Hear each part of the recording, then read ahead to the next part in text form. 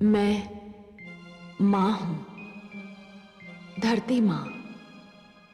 मेरे मन में कुछ प्रश्न उठ रहे हैं। यदि महान शक्तियां किसी ऐसे व्यक्ति को मिल जाएं, जिसका लक्ष्य उनका दुरुपयोग करना हो, तो क्या इस सृष्टि का अस्तित्व संकट में नहीं पड़ जाएगा? यदि कोई जन कल्याण के नाम पर कोई वरदान प्राप्त करे, परंतु उसका उपयोग किसी एक वर्ग के लाभ के लिए करे, तो क्या यह कार्य अनुचित नहीं होगा? क्या जीवन के लिए केवल यह बात महत्वपूर्ण है कि किसी कार्य का फल उत्तम हो? यह महत्वपूर्ण नहीं कि उसके लिए जो मार्ग चुना गया है वो भी उचित है या नहीं। गुरु शुक्राचार्य ने संजीवनी मंत्र मांगा था जन कल्याण के लिए, पर वो इसका उपयोग कर रहे हैं अपने लाभ के लिए, अपने स्वार्थ के लिए।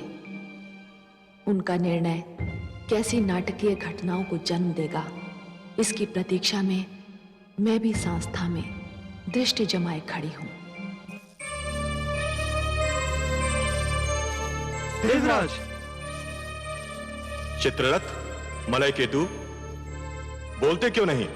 देवराज, दानवराज कालकेतु ने देवलोक पर आक्रमण करने की घोषणा कर दी है।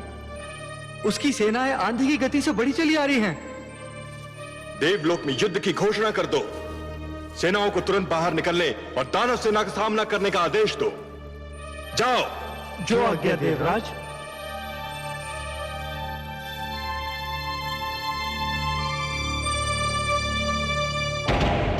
मेरे लिए ये युद्ध अपने दानव शिष्यों को दिए गए वचन को निभाने का अवसर है। मैंने अपने शिष्यों को वचन दिया था कि मैं दानव संस्कृति की रक्षा करूंगा और उसे विजयी बनाऊंगा। क्या इसके लिए युद्ध प्रथम और अंतिम मार्ग है? हाँ देवी, मैं तो उस मार्ग पर अपना पग धर भी चुका। तो फिर आप छाया की भांति मुझे हर पल अपने साथ पाएंगे। मेरे लिए मेरा पति सर्वश्रेष्ठ है। मैं आपकी धर्म पत्नी हूँ स्वामी। जीवन में कोई और नाता, कोई और संबंध यदि महत्व भी रखता है, तो इस नाते के बाद रखता है। आप जाइए, जब तक आप लौट कर नहीं आएंगे, मैं आपकी विजय की प्रार्थना करती रहूंगी।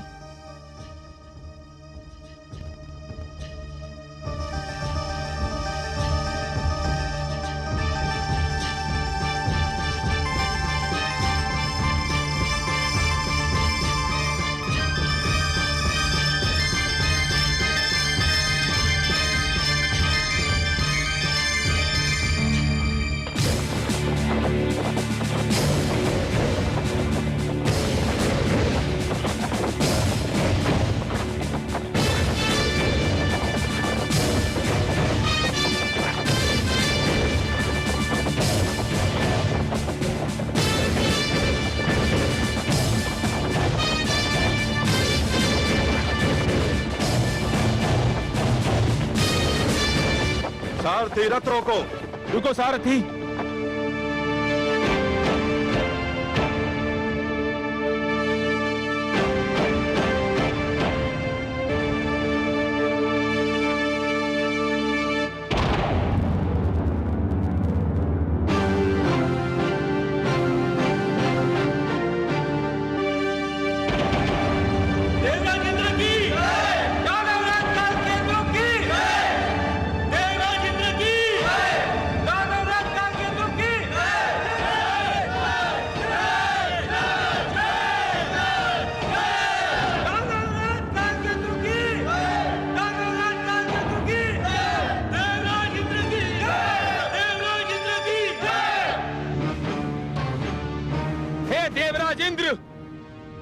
तुम्हें बहुत घमंड है अपनी शक्ति पर। आज का दिन तुम्हारे घमंड का अंतिम दिन होगा। आज हम अपनी पराजय और अपने अपमान का प्रतिशोध लेने आए हैं। चलो युद्ध आरंभ करो। आक्रमण तुमने किया है दानवराज कालकेतु, तुमने, हमने नहीं। हम तो अपनी सुरक्षा के लिए लड़ेंगे। युद्ध तुम आरंभ करो, तुम। कायर, ये क्यों नहीं कहते कि तुम में युद्ध और आक्रमण करने का साहस नहीं रह गया है? हम तुम्हें युद्ध में पहल करने का निमंत्रण दे रहे हैं और तुम पीछे हट रहे हो। चलो आक्रमण करो। हम कायर नहीं हैं और ये सत्य तुम भली भांति जानते हो। हम पहले भी तुम्हें कई बार पराजित कर चुके हैं और आज भी यही होगा। हमें तुम्हारा निमंत्रण स्वीकार है। सावधान कालकेतु।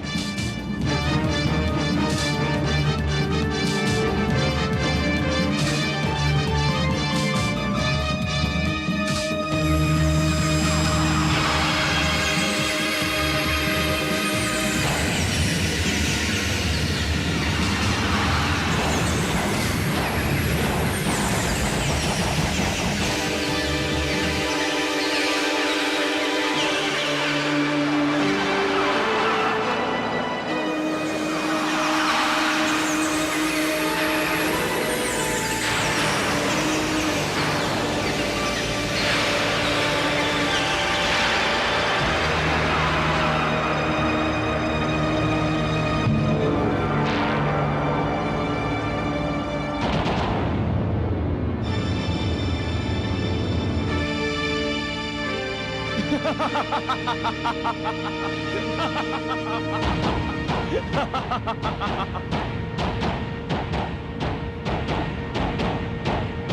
तक तुमने प्रहार किया है, अब हमारी बारी है।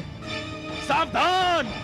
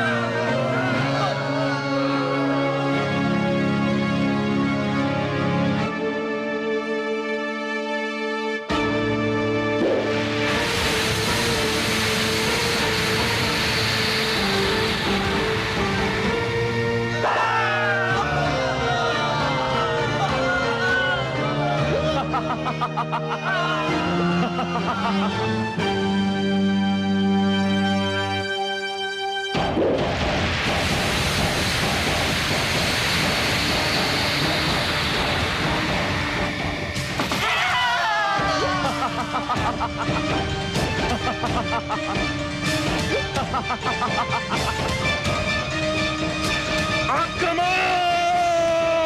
आक्रमण करो!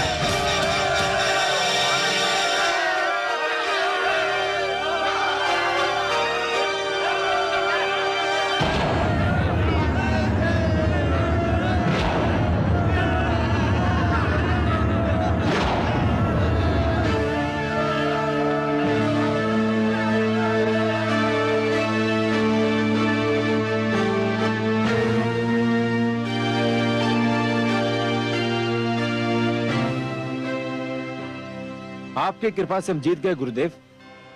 तुमने पहली बार हमें गुरु दक्षिणा दी है कालकेतु। ये भेंट स्वीकार कीजिए गुरुदेव, ये इंद्र का वज्र है।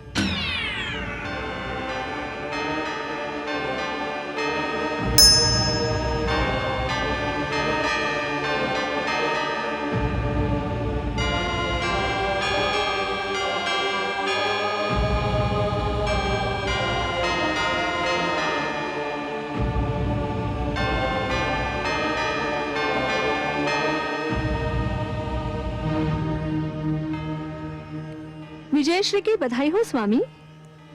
हमारी विजय आपके पिता की पराजय भी तो है देवी। आपको अपने पिता की पराजय का दुख तो नहीं?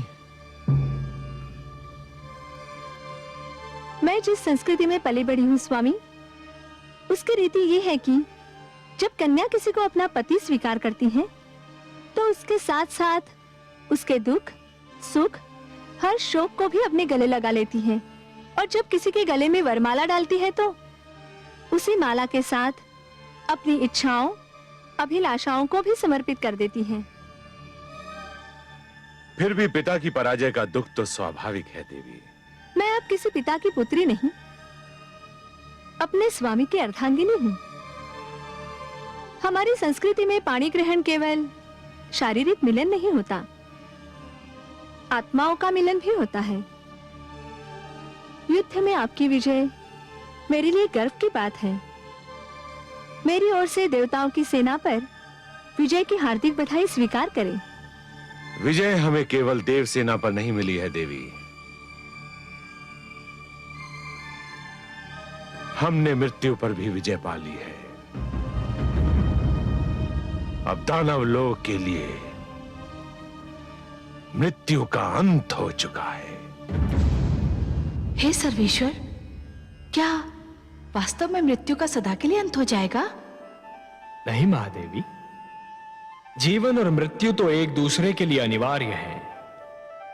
यदि मृत्यु का अंत हो गया तो जीवन के सौंदर्य का भी अंत हो जाएगा। जीवन इसी कारण तो सुंदर और मूल्यवान लगता है देवी कि एक दिन उसका अंत होना है। यदि केवल दिन ही छाया रहे और रात्रि ना आए तो नेत्र जागते जागते और सूर्य अपना प्रकाश बांटते बांटते थक जाएं। यदि मृत्यु ना आए तो प्राणी कदाचित जीवन से ऊब जाए देवी। परंतु दैत्य गुरु शुक्राचार्य तो कह रहे हैं कि उन्होंने मृत्यु पर विजय पा ली है। हा? किसकी मृत्यु पर महादेवी? वो दानवों को पुनः जीवन अवश्य दे सकते हैं, परंतु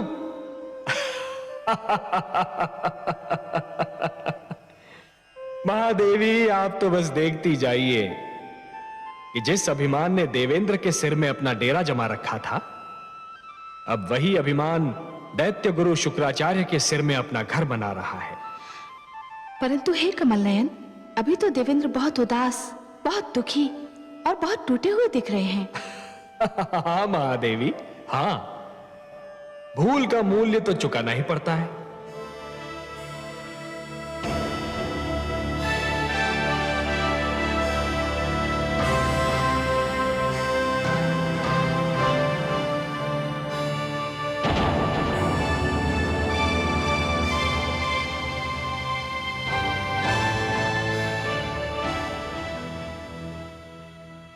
जो हुआ वो मेरी और केवल मेरी भूल का परिणाम था।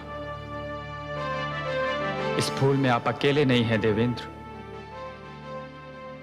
हम सब ने भी तो अपने आप को जी भर के छला था। जो हो चुका है उसका शोक समस्या का समाधान नहीं है देवेंद्र। यह स्थिति बहुत गंभीर और घातक है कि दानवों का जीवन संजीवनी की छाया में सुरक्षित हो चुका है और देव जीवन आज सुरक्षा की राहों में भटक रहा है।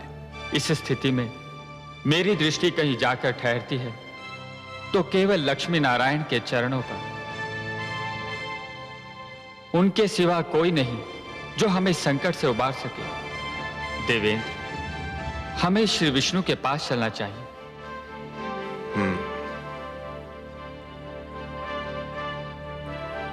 अब उनके अतिरिक्त और कौन आश्रय दे सकता है? उनके अतिरिक्त कौन रक्षा कर सकता है? कह दीजिए समस्त देवताओं से, क्या हमें मिलकर भगवान श्री विष्णु के पास जाना है?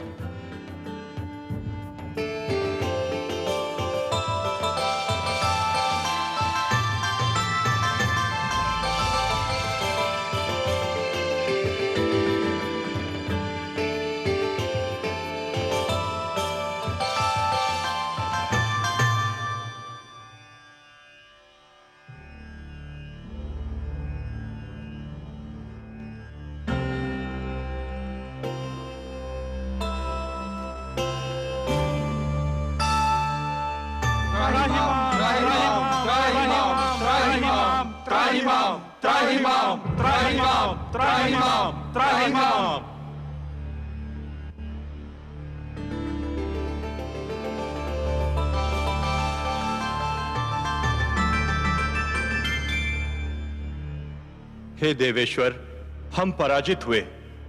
हमारी सेना के अगणित सेनानी वीर गति को प्राप्त हुए। हमारा सिर लज्जा से झुक गया। आपके अतिरिक्त और कोई नहीं जो हमारी रक्षा करे, हमारे दुख का निवारण करे। हे परमेश्वर, हमारी सहायता कीजिए। हे नारायण, दैत्य गुरु शुक्राचार्य ने भगवान शिव से संजीवनी मंत्र क्या प्राप्त किया? हमारे सिरों पर मृत्यु और पराजय का वज्र आ गिरा। हे लक्ष्मीपति, यदि दानव मरते हैं तो दैत्य गुरु उन्हें फिर से जीवित कर देते हैं, और जब देवता मरते हैं तो उनका सदा के लिए अंत हो जाता है। हे सर्वशक्तिमान, यही दशा रही तो देवता घटते जाएंगे, दानव बढ़ते जाएंगे, और एक दिन देवलोक पर दानवों का आधिपत्य हो जाएगा। देव संस्कृति गिर जाएगी तो मानव संस्कृति भी गिर जाएगी। जब हम संजीवनी मंत्र से सुरक्षित नहीं तो मानव तो और भी दुर्बल है। हमें संजीवनी मंत्र से बचाइए प्रभु, हमारी सहायता कीजिए। संजीवनी मंत्र का केवल एक उत्तर है, अमृत। अमृत? अमृत? अमृत वो है जो पीने वाले को अमर बना देता है। मृत्यु उसे छू नहीं सकती। परंतु हे लक्ष्मी नारायण, अमृत हमें कहां मिलेगा, कैसे मिलेगा? देवेंद्र, अमृत आपको समुद्र से मिलेगा, सागर का मंथन करने से मिलेगा। अमृत? परंतु हे जगदीश्वर, हमें तो अमृत के विषय में कुछ भी ज्ञान नहीं।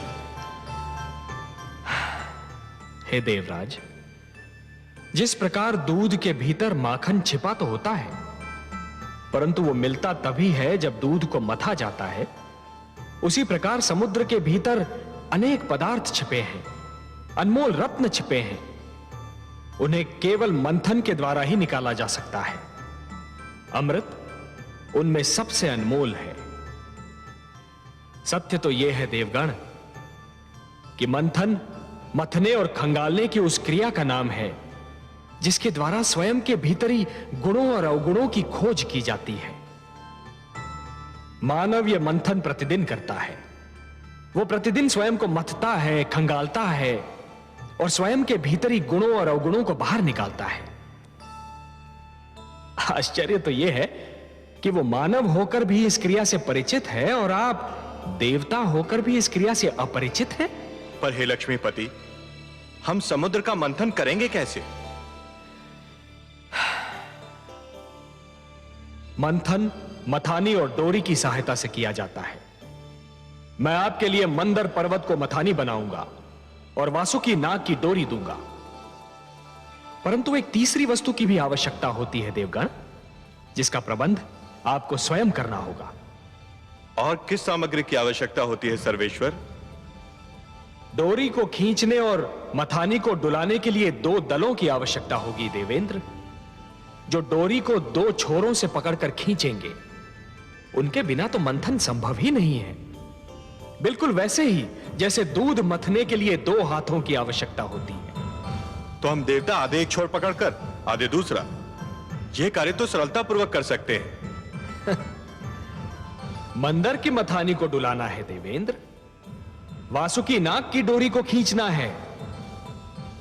संजीवनी मंत्र के प्रभाव ने आपकी संख्या को घटा दिया है और आपकी घटी हुई छोटी सी संख्या इतना महान कार्य नहीं कर सकेगी। हे सर्वेश्वर, हम फिर दूसरा दल किसको बनाएं? दानवों को। दानवों को? हां, दानवों को। यदि दानव आपका साथ दें तो समुद्र मंथन संभव है, और समुद्र मंथन होगा तभी संजीवनी का उत्तर भी प्राप्त होगा। हे परमेश्वर, ये तो एक असंभव अभियान होगा। सर्वप्रथम तो दानव हमारी बात सुनेंगे ही नहीं, और यदि सुन भी लें तो मानेंगे नहीं। हे कृपा निधान, दानवों को तो अमृत की आवश्यकता भी नहीं जिसके लिए वो हमसे सहयोग करें। उनके गुरु के पास तो संजीवनी मंत्र की शक्ति है, उन्हें तो यूं भी मृत्यु से मुक्ति मिल चुकी है। हे दीनदयाल, यदि दानव मान भी गए तो दैत्य गुरु शुक्राचार्य उन्हें कभी हमसे सहयोग की अनुमति नहीं देंगे। निस्संदेह नहीं देंगे, और यही तो आप सबके विवेक और बुद्धि की परीक्षा होगी देवगण। आपको दैत्य गुरु शुक्राचार्य को भी अपने तर्क से संतुष्ट करना होगा। पर हे देवेश्वर, उनके आगे हम क्या तर्क रखेंगे? देवेंद्र, आप दैत्य गुरु शुक्राचार्य को यह समझाएंगे कि संजीवनी मंत्र मृत्यु का मात्र क्षणिक उपचार है। संजीवनी जीवन की एक ऐसी कुंजी है जो खो भी सकती है, जो टूट भी सकती है, परंतु अमृत मृत्यु का स्थायी उपचार है। अमृत पान करने वाला मृत्यु पर सदा के लिए विजय प्राप्त कर लेता है। परंतु हे नारायण, इसका अर्थ तो यह हुआ कि हमें दानवों के पास सिर झुकाकर जाना होगा, उनसे सहयोग और सहायता की भिक्षा मांगनी होगी। क्या यह समस्त देवलोक का अपमान नहीं होगा? क्या अपमान में अब भी कोई कमी रह गई है देवराज? शब्दों के जाल में मत उलझिए देवेंद्र, शब्दों के जाल में मत उलझिए। आंधी आए तो आंखें फाड़कर पथ पर आगे बढ़ते रहना कोई बुद्धिमत्ता नहीं है। ऐसे में बुद्धिमत्ता तो वो है कि नेत्र मूंद कर बैठा जाए और आंधी के निकल जाने की प्रतीक्षा की जाए। शस्त्रधारी शत्रु से निहत्थे लड़ना यह कोई वीरता नहीं है देवगण, यह तो आत्महत्या है। ऐसे में वीरता तो यह है कि शत्रु को शांत रखा जाए, यदि आवश्यकता पड़े तो उसकी प्रशंसा भी की जाए और उससे लड़ने के लिए शक्ति जुटाई जाए। शत्रु से सहयोग और सहायता लेना भी रणनीति का अंश है देवेंद्र। एक प्रश्न अभी रह गया सर्वेश्वर। वो भी पूछ लीजिए। यदि दानवों ने सहयोग देने के लिए यह मांग की कि अमृत उन्हें भी दिया जाए, तब क्या होगा? संजीवनी के साथ अमृत भी उन्हें मिल गया तो उनकी शक्ति दुगनी हो जाएगी। असंभव, असंभव देवेंद्र, असंभव। समुद्र मंथन से अनेक पदार्थ निकलेंगे, अनेक सामग्रियां निकलेंगी, अनमोल रत्न निकलेंगे, उन सब का बंटवारा संभव है, परंतु अमृत पर केवल देवताओं का अधिकार होगा। उसकी एक बूंद पर भी दानवों का अधिकार नहीं होगा। अब यह कैसे होता है, यह देखना मेरा कार्य। यदि दानवों ने अमृत मांगा तो मैं स्वयं बीच में आऊंगा। हे त्रिलोकीनाथ, आप संकट नाशक हैं, तारनहार हैं, हमारे नायक हैं। आपने इस निराशा में आशा का दीप जला दिया। हमें अनुमति दीजिए जगदीश्वर। आपका और माता लक्ष्मी का आशीर्वाद हमारे साथ रहा तो हम अवश्य अपने अभियान में सफल होंगे। हम शीघ्र ही लौटकर दानवों का सहयोग मिलने का समाचार आपको सुनाएंगे। शुभस्य शीघ्रम।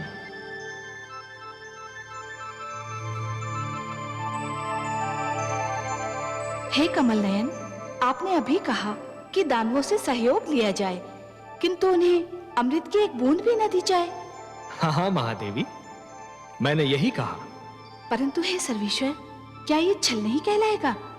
कार्य की परिभाषा उसका उद्देश्य निर्धारित करता है महादेवी।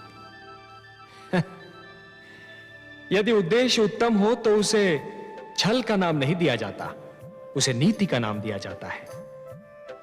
देवताओं को भी नीति से कार्य लेना होगा। छल तो गुरु शुक्राचार्य कर रहे हैं महादेवी। उन्होंने भगवान शिव से कहा कि संजीवनी मंत्र उन्हें मानव कल्याण के लिए चाहिए, पर क्या वो मानव कल्याण कर रहे हैं? वो तो संजीवनी मंत्र का उपयोग केवल दानव कल्याण के लिए कर रहे हैं, और यह छल है देवी, यही छल है। और इसके उत्तर में कोई भी कार्य, भले ही उस पर छल का संदेह ही क्यों न हो, उचित ही नहीं उत्तम भी है। आप तो उत्तरों के उत्तर हैं, तर्कों के तर्क हैं और उद्देश्यों के उद्देश्य हैं कमल नयन। आपकी हर बात में रहस्य होता है।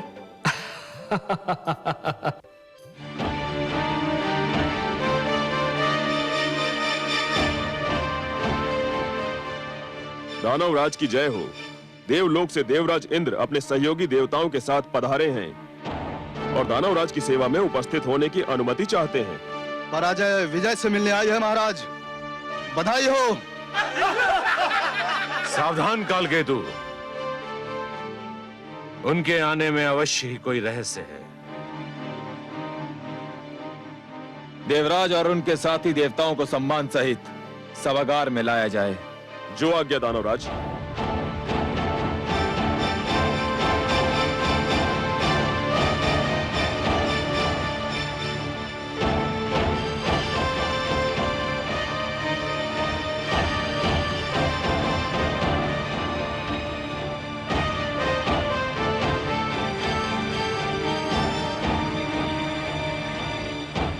प्रणाम दैत्य गुरु शुक्राचार्य। प्रणाम दानवराज कालकेतु। दानव सभागार में देवराज इंद्र का स्वागत है। कदाचित यह पहला अवसर है जब देवराज और अन्य देवताओं ने अपने चरणों की धूल से दानव सभागार को पावन किया है। आप सत्य कह रहे हैं महाराज, नहीं तो हम इस योग्य कहां थे, कितने महान व्यक्तियों के दर्शन पाते। ये ना भूलिए महाराज कालकेतु कि हम में वैर के अतिरिक्त भी एक नाता है। उस नाते को भी स्पष्ट कर दीजिए देवराज। हम और आप अलग अलग माताओं के किंतु एक ही पिता की संतानें हैं। हम एक दूसरे के भ्राता भी हैं दानवराज। मेरे दानव शिष्यों को सदैव इसका स्मरण रहा है देवराज, परंतु लगता है देवताओं की स्मरण शक्ति कुछ दुर्बल है। उन्हें इस नाते का स्मरण बस कभी कभी रहता है, आवश्यकता अनुसार। ऐसा क्यों कह रहे हैं दैत्य गुरु? ऐसा इसलिए कह रहा हूं देवराज, यदि देवताओं को यह नाता स्मरण रहता तो आपके प्रिय भगवान विष्णु को हयग्रीव का वध करते समय थोड़ा संकोच अवश्य होता, परंतु उन्होंने मेरे शिष्य हयग्रीव को बड़ी निर्ममता से मार डाला। बीती बातों का स्मरण सर्प निकल जाने के उपरांत लकीर पीटने के समान होता है दैत्य गुरु। हम बीती बातें भुला देने के उद्देश्य से ही आप सबकी सेवा में उपस्थित हुए हैं।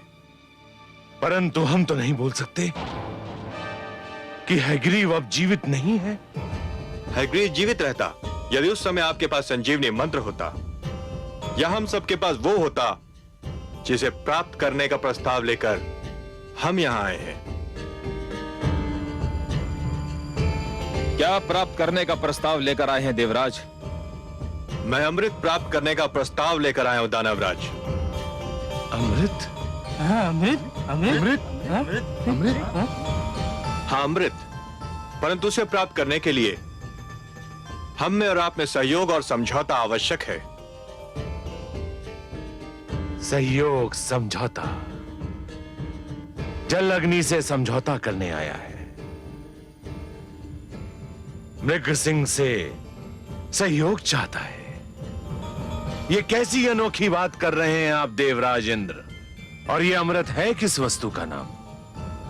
अमृत वो अनमोल वस्तु है जिसे पीकर हम सब मृत्यु पर विजय पा सकते हैं।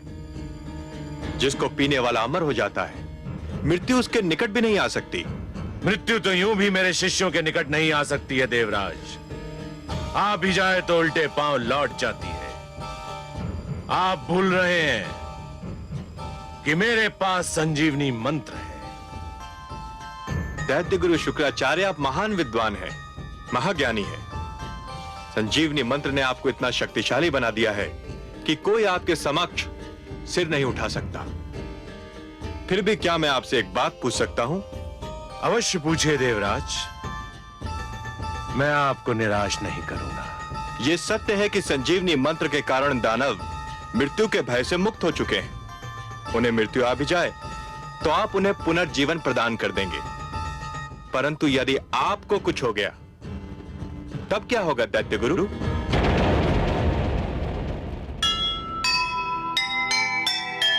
जीवन सागर का सदा मंथन है अनिवार्य,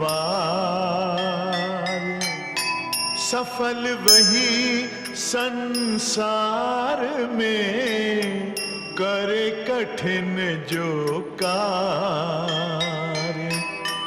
अमृत पाने के लिए तज कर झूठा मान, जो विपक्ष को साथ ले वो नीतिज्ञ महान,